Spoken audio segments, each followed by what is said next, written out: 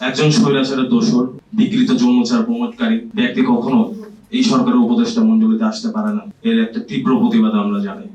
আমরা বেসরকারি বিশ্ববিদ্যালয়ের ছাত্রছাত্রী, আমাদের প্রতিনিয়ত ক্লাসে অ্যাটেন্ড হওয়া লাগে, ল্যাব থাকে, কুইজ থাকে, অ্যাসাইনমেন্ট থাকে। আমরা হয়তো দেশের ওই চলমান ধারার যে মিছিল মিটিং এর রাজনীতি সেটা আমরা করতে পারি না, তবে আমরা দেশে একটা সুষ্ঠু ধারার রাজনীতি প্রতিষ্ঠা করার জন্য নিজেদের থেকে এইটুকু আত্মত্যাগ করতে পারি যে আমরা ন্যারেটিভটা ভেঙে একটা স্বচ্ছ ধারার রাজনীতি প্রতিষ্ঠার জন্য আমাদের কণ্ঠ জোর রাখতে পারি।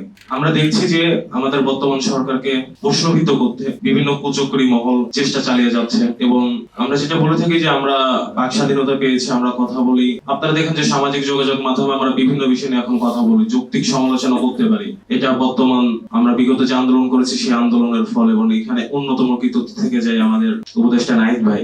আমরা অত্যন্ত ব্যথিত নাহিদ ভাইয়ের সাথে একটা গ্রুপ ইচ্ছাকৃত ভাবে যেভাবে সমালোচিত করার চেষ্টা করছে, এবং আপনারা দেখছেন সেইখান থেকে আমরা উই আর নাহিদ হ্যাশট্যাগ জানিয়ে আমাদের অবস্থানও জানিয়েছি। আমরা যৌক্তিক সমালোচনা করব, কিন্তু তাই বলে আমরা আবার এটাও মেনে নিতে পারবো না যে কোনো আওয়ামী ফ্যাসিস্টের দোসররা এই সরকারে থেকে যাক। আমরা আমাদের দাবি দেওয়ার মধ্যে একটা জিনিস জানিয়েছি, উপদেষ্টা মণ্ডলীতে বেসরকারি বিশ্ববিদ্যালয়ের ভাই একটু ভুল বলে ফেলেছিল, এখানে 2 জন উপদেষ্টা নিয়োগের কথা আমরা জানিয়েছিলাম।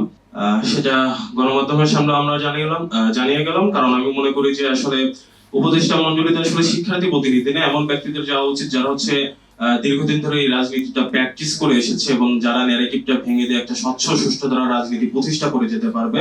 কোন উপদেষ্টার ব্যক্তিগত পছন্দের কেউ আরেকজন উপদেষ্টা পরিষদে এসে বসে যাবে, এটা হতে পারে না।